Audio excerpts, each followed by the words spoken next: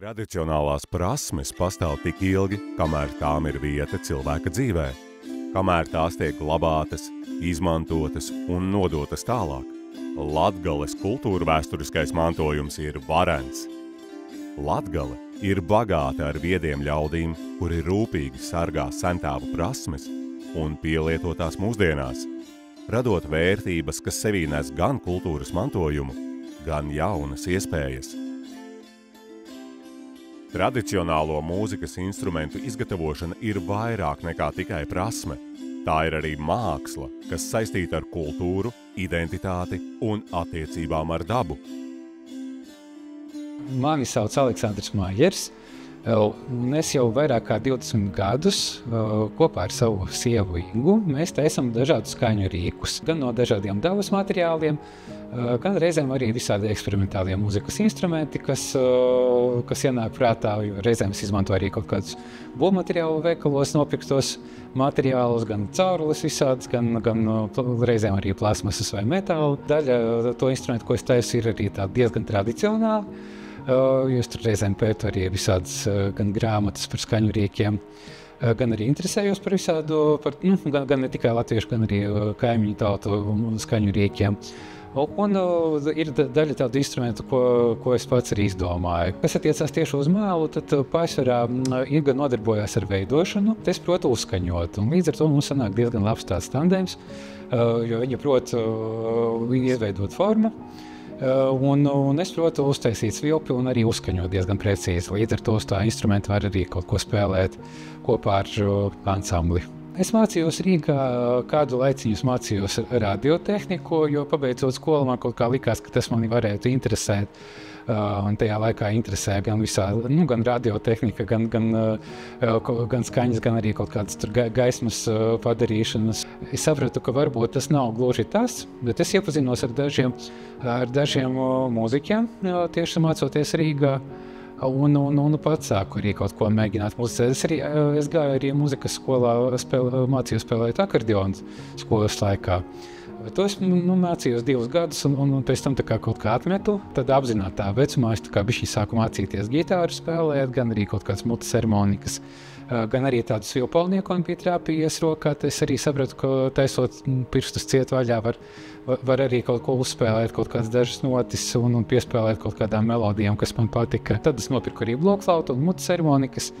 Un tā kā pats priekš sevis bez kaut kādām tādām lielām ambīcijām vienkārši mēģināju spēlēt, jo man patika. Pēc tam es arī iepazinos pēc kāda laiciņa ar tautas muzikas instrumentu meistaru Māriju Jansonu, kas taisa gan koklas, gan dodas, gan dažādus citus skaņu rīkus.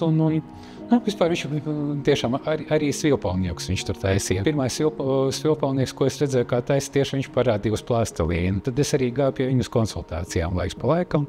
Un tad rādīja, kas man sanāk, un viņš arī bišķiņ kaut kāds deva padomus. Laikam ejot, es arī piedalījos Latvijas skolas Somas projektā, un tad es arī pašlaik piedalos, un tad arī vairākajās skolās esmu bijis, gan arī rādījis savu skaņu rīku kolekciju, gan arī mācīju taisīt arī dažādus skaņu rīkus. Un visvienkāršākais tāds māla instruments, kas varētu būt diezgan tradicionāls.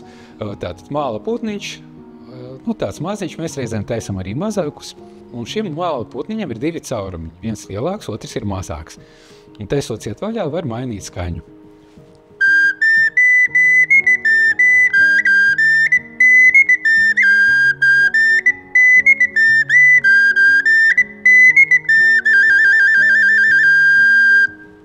Es parādīšu arī zirdzīšu ar 2 caurumiņiem.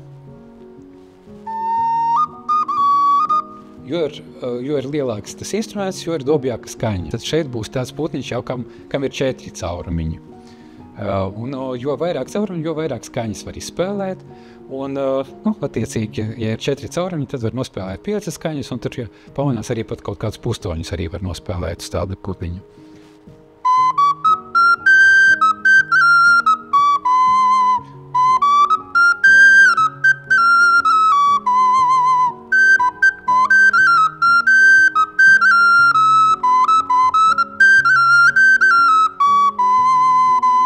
Piemēram, šādi es arī pierunāju Ingu sataisīt tāds kā trauciņš māla. Tā, izskatās mazliet pēc tāda podiņa, varbūt tāda neliela. Un, tad, tā kā sanāca ar to mazo, tad Inka arī uztaisīja tādu lielāku podiņu. Tad šeit ir tāds lielāks arī podiņš. Tā.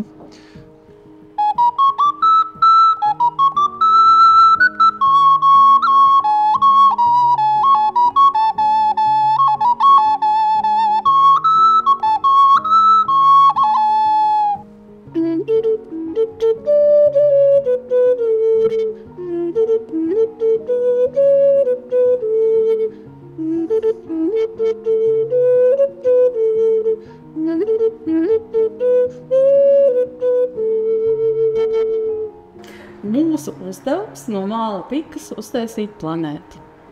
Tas ir ļoti vienkāršs process. Māla pika, planet, veidolēm.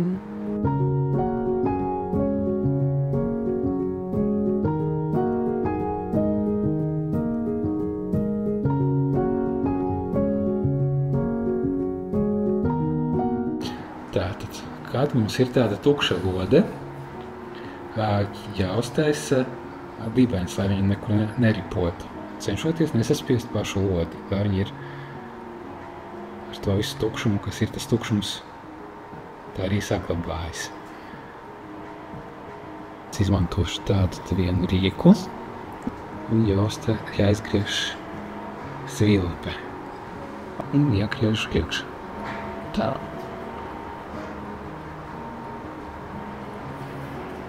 Tagad šo te iestumšu iekšā, tādu kā mēli.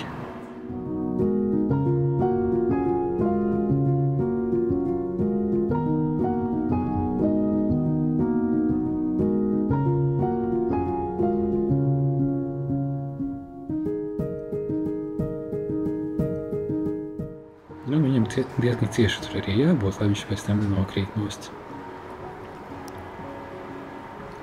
Tagad ar tādu strēmelīti metālu. Tas jādara arī diezgan precīzi. Es viņu tā kā mazliet kustināšu, cenšoties trāpīt tieši uz šo te uzasināto malu.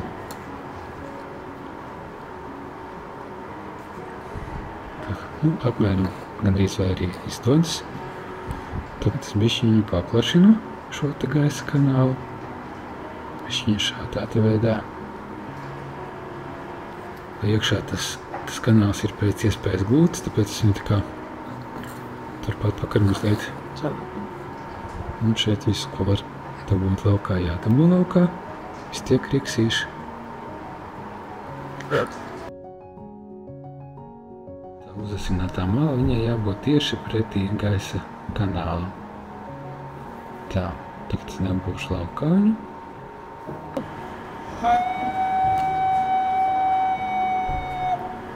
Apmēram tā varētu būt. Viens caurumiņš. Te būs virs viņa vēl viens. Un šeit būs atkāpjoties arī kaut pusotru centimetru. Un šeit arī būs virs tā caurumiņa. Un tagad drošākas ar viņu. Izstumt iekšā.